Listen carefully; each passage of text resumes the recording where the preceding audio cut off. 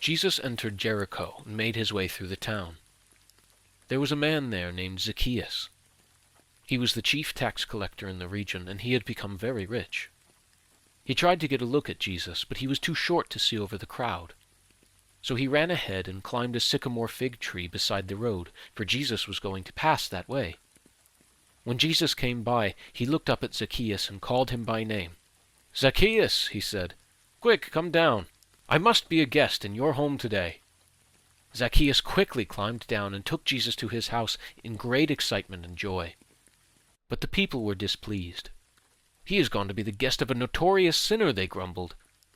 Meanwhile, Zacchaeus stood before the Lord and said, "I will give half my wealth to the poor, Lord, and if I have cheated people on their taxes, I will give them back 4 times as much." Jesus responded, "Salvation has come to this home today, for this man has shown himself to be a true son of Abraham. For the Son of Man came to seek and save those who are lost." The crowd was listening to everything Jesus said. And because he was nearing Jerusalem, he told them a story to correct the impression that the kingdom of God would begin right away. He said, "A nobleman was called away to a distant empire to be crowned king and then return. Before he left, he called together 10 of his servants and divided among them 10 pounds of silver, saying, 'Invest this for me while I am gone.' But his people hated him and sent a delegation after him to say, 'We do not want him to be our king.' After he was crowned king, he returned and called in the servants to whom he had given the money. He wanted to find out what their profits were. The first servant reported, 'Master, I invested your money and made 10 times the original amount.' 'Well done,' the king exclaimed. 'You are a good servant. You have been faithful with the little I entrusted to you, so you will be governor of 10 cities as your reward.' The next servant reported, 'Master, I invested your money and made 5 times the original amount.' 'Well done,' the king said. 'You will be governor over 5 cities.' But the third servant brought back only the original amount of money and said, 'Master, I hid your money and kept it safe. I was afraid because you are a hard man to deal with, taking what isn't yours and harvesting crops you didn't plant.' 'You wicked servant,' the king roared. 'Your own words condemn you. If you knew that I am a hard man who takes what isn't mine and harvests crops I didn't plant, why didn't you deposit my money in the bank? At least I could have gotten some interest on it.' Then, turning to the others standing nearby, the king ordered, 'Take the money from this servant and give it to the one who has 10 pounds. 'But master,' they said, 'he already has 10 pounds.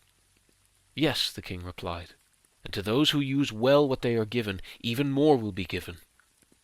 But from those who do nothing, even what little they have will be taken away. And as for these enemies of mine who didn't want me to be their king, bring them in and execute them right here in front of me.'" After telling this story, Jesus went on toward Jerusalem, walking ahead of his disciples.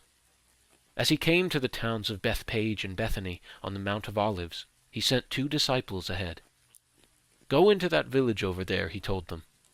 "As you enter it, you will see a young donkey tied there that no one has ever ridden. Untie it and bring it here. If anyone asks, 'Why are you untying that colt?' just say, 'The Lord needs it.'" So they went and found the colt, just as Jesus had said. And sure enough, as they were untying it, the owners asked them, "Why are you untying that colt?" And the disciples simply replied, "The Lord needs it." So they brought the colt to Jesus and threw their garments over it for him to ride on. As he rode along, the crowd spread out their garments on the road ahead of him. When he reached the place where the road started down the Mount of Olives, all of his followers began to shout and sing as they walked along, praising God for all the wonderful miracles they had seen. "Blessings on the King who comes in the name of the Lord! Peace in heaven and glory in highest heaven!" But some of the Pharisees among the crowd said, "Teacher, rebuke your followers for saying things like that." He replied, "If they kept quiet, the stones along the road would burst into cheers." But as he came closer to Jerusalem and saw the city ahead, he began to weep. "How I wish today that you of all people would understand the way to peace. But now it is too late, and peace is hidden from your eyes. Before long your enemies will build ramparts against your walls and encircle you and close in on you from every side. They will crush you into the ground and your children with you. Your enemies will not leave a single stone in place because you did not recognize it when God visited you." Then Jesus entered the temple and began to drive out the people selling animals for sacrifices. He said to them, "The Scriptures declare my temple will be a house of prayer, but you have turned it into a den of thieves."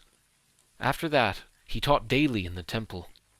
But the leading priests, the teachers of religious law, and the other leaders of the people began planning how to kill him. But they could think of nothing, because all the people hung on every word he said.